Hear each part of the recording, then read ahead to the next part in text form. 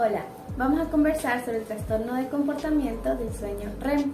Desde su primera descripción en 1986 por el Dr. Carlos Schenk, ha sido demostrado como uno de los mejores marcadores prodrómicos de enfermedades como Parkinson, demencia por cuerpos de Lewy o atrofia multiorgánica. A pesar de no conocer su causa, sabemos que tiene alta prevalencia en hombres mayores de 50 años. Ahora, vamos a conversar sobre los estados de vigilia presentes en el ser humano. Estos van a depender de los registros en el electroencefalograma, electromiograma y electrooculograma. El primero es el estado de vigilia tipificado de alta frecuencia, en el cual en el electroencefalograma habrá actividad desincronizada, el electromiograma será estable y habrá movimientos oculares observados en el electrooculograma. Además tenemos el sueño no REM. Este sueño está dividido en etapa N1, N2 y N3 y generalmente hablamos de ondas delta de baja amplitud y tiene bajo gasto calórico. Finalmente tenemos el sueño tipo REM o sueño paradójico. Este sueño está caracterizado por ondas gamma y ondas teta. En el electroencefalograma es muy similar al estado de vigilia, con la diferencia de que no tendremos tono muscular, es decir, no habrá movimiento. Además, este se caracteriza por tener alto gasto calórico, aunque solo represente del 20 al 25% del sueño total en pequeños episodios de 15 a 20 minutos.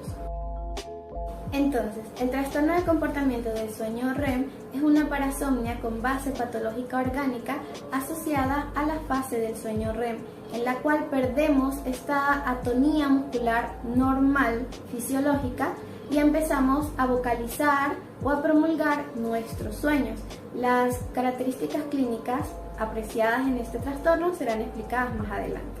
Es importante tener en cuenta que aun cuando no hay una causa específica, la obesidad, el tabaquismo, el uso de antidepresivos y el riesgo cardiovascular son factores de riesgo para el trastorno de comportamiento del sueño REM.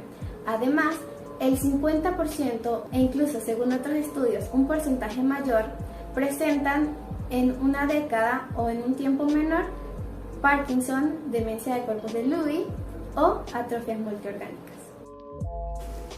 Ahora, para continuar, hablaremos un poco sobre la fisiopatología de este trastorno. Tenemos que la base fisiopatológica me dice que hay una ausencia de la hipotonía muscular fisiológica que ocurre durante el sueño REM. La persona va a escenificar sus sueños o sus pesadillas. La base fisiopatológica es desconocida, pero algunos modelos de animales apuntan a que puede haber una interferencia en las vías que producen la atonía durante el sueño REM o que podría haber una desinhibición de los generadores de vías motoras del tronco del encéfalo e incluso ambas. Otra de las posibles causas puede ser el consumo de ciertos medicamentos, como podrían ser los antidepresivos tricíclicos, los inhibidores de la monoaminoxidasa o los inhibidores de la recaptación de serotonina. En esta imagen podemos ver lo que sería el ciclo fisiológico durante el sueño REM, donde tenemos que hay 3 núcleos del SARA, excepto el núcleo de Meissner, que deben ser inhibidos durante el sueño REM para producir la hipotonía de los músculos, lo cual no sucede en ese trastorno. Vemos involucrados estos núcleos y la amígdala. Es importante clasificar el trastorno conductual del sueño REM en 2 tipos, el secundario y el idiopático. El secundario es aquel que se asocia a alguna enfermedad neurológica, podría ser una enfermedad neurodegenerativa, narcolepsia o incluso algunas lesiones estructurales como podrían ser las del tronco del encéfalo. Respecto a las lesiones focales tenemos encefalitis o tumores. Estas patologías en algunos estudios han demostrado tener afectación sobre el tegmento pontino y el mesencefálico. El trastorno conductual del sueño REM idiopático es aquel donde el paciente no presenta ninguna enfermedad neurológica asociada, pero esta enfermedad podría ser un presíntoma de alguna alfa-sinucleinopatía, como por ejemplo tenemos en el Parkinson, en la demencia por cuerpos de Lewy o en la atrofia multisistémica. De hecho, el 80% de los pacientes con trastorno conductual del sueño REM eventualmente van a desarrollar alguna de estas patologías neurodegenerativas. Es importante acotar que las alteraciones de la conmutación del circuito neural y el desequilibrio entre las poblaciones neuronales inhibidoras y excitatorias son las responsables de las alteraciones episódicas que ocurren durante el sueño REM. Esto puede ocurrir porque hay un mal funcionamiento de algo conocido como el interruptor flip-flop, que es el que controla el sueño REM, o debido a una falla en el circuito del sueño REM subyacente a este. ¿Por qué esta patología es tan común en las enfermedades degenerativas como las alfa-sinucleinopatías? Bueno, porque en estas enfermedades hay una pérdida de las células neuronales que conectan estos circuitos. Entonces, por eso tenemos que este es un síntoma premotor en estas enfermedades o que es un síntoma del trastorno conductual del sueño REM que se asocia a estas patologías.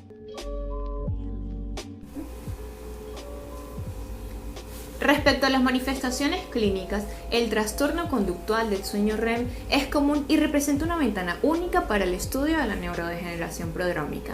Este predomina en hombres respecto a mujeres en relación 2:1, encontrando como paciente típico un hombre mayor de 50 años de edad, es decir, es una patología que se presenta en la edad adulta tardía. Respecto al número de episodios, este puede variar desde únicos a múltiples, encontrándose generalmente en la última mitad de la noche. ¿Cómo es el contenido típico de estos episodios? Este suele variar desde pesadillas hasta manifestaciones violentas que van desde el ataque, persecución e incluso defensa. Pero ¿puede realmente el paciente recordar cuál fue el contenido de su episodio? Todo va a depender del momento en la noche en que él se despierte. Es decir, si el paciente se despierta en mitad del episodio, este podrá recuperar la conciencia de inmediato y recordar cuál fue el contenido del mismo. En cuanto al comportamiento, este va a variar desde manifestaciones motoras como vocalización ininteligible, gritos, habla, muecas e incluso manifestaciones motoras como puños, patadas y sobresaltos que pueden llevarlo a autolesionarse o incluso lesionar a su acompañante de cama. Como mencionamos anteriormente, el sueño REM consiste en la pérdida del control postural. En esta parasomnia encontramos la ausencia de dicha atonía. Por tanto, el paciente puede despertarse tirado en el piso, al lado de su cama, posterior a haberse caído de esta. Podemos encontrar que él se puede arrastrar, puede saltar e incluso deambular cortas distancias con los párpados cerrados, situación que lo diferencia de la parasomnia del sueño no REM, donde encontramos que hay sonambulismo con los párpados abiertos. Con respecto al diagnóstico, lo primero que vamos a hacer es un cuestionario para saber si hay conductas anormales durante el periodo de sueño del paciente, pero esto puede ser muy subjetivo.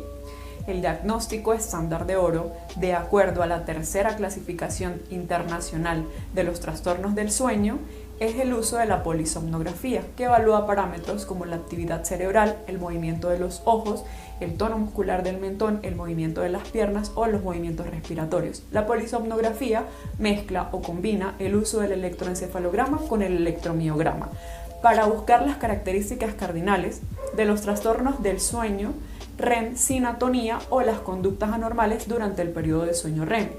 Todo esto dejando una evidencia mediante la grabación de un video durante ese registro de la polisomnografía.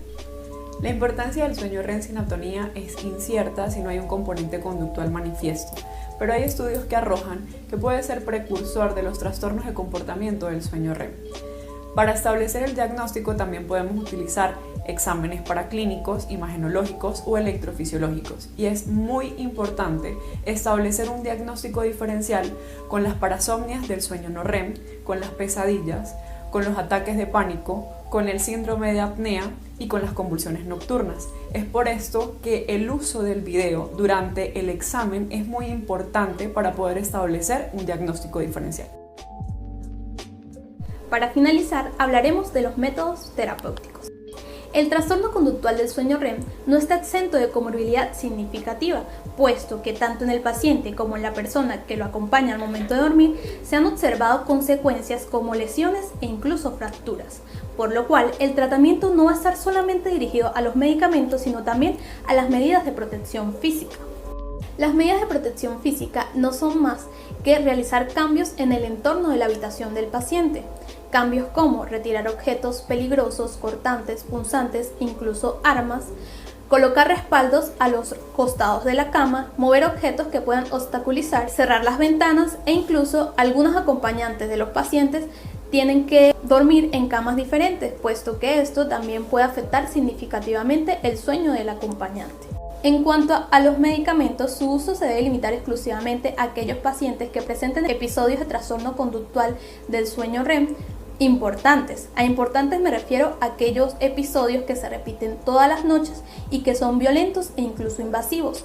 El clonazepam representa la primera línea terapéutica para tratar este trastorno y es efectivo no solamente para mejorar las manifestaciones clínicas, sino también para mejorar las alteraciones propias del sueño.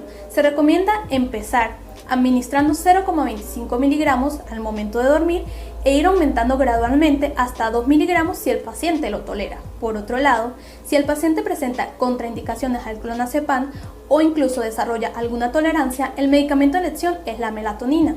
Se recomienda administrar de igual manera al momento de dormir, empezando con 2 miligramos y luego aumentar gradualmente hasta 8 o 12 miligramos si el paciente lo tolera.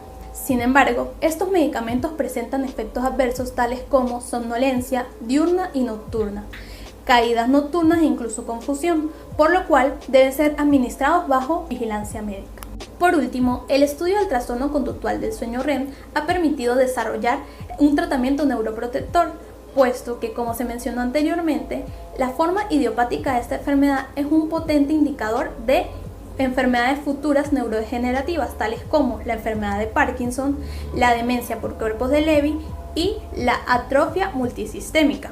Esto, como dije anteriormente, ha permitido desarrollo de medicamentos neuroprotectores para evitar la aparición de este grupo de enfermedades e incluso las personas que tienen esta enfermedad nos permiten tener un modelo humano ideal para realizar biomarcadores y de esta manera tener un diagnóstico temprano de la enfermedad.